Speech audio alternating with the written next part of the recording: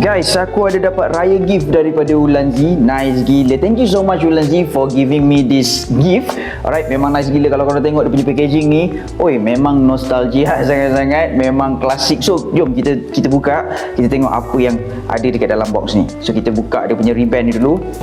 Cantik gila dia punya packaging. Nak buka pun rasa sayang. So, dekat sini ada card. Selamat Hari Raya Aidilfitri, Azri Ramli. To help make your raya festivities even more memorable, we've included a Ulanzi MA30 carabiner mounted phone tripod. Nice gila. From Ulanzi Malaysia team. Okay, jom kita buka tengok apa ada dalam ni. Oh, nice. Ada kuih raya guys. Oh, nice. Dia biskut aku tak?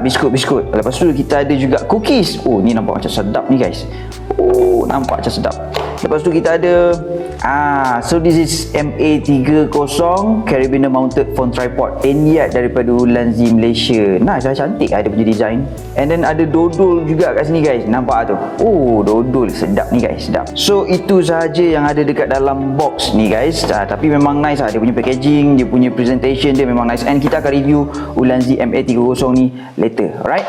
And again, thank you so much Ulanzi for sending me this gift box. Okay, saya pun nak ambil kesempatan ni nak ucapkan selamat Hari Raya Maaf Zahir Batin kepada Ulanzi especially, and also kepada semua viewers Pack Hitam. Salam 00.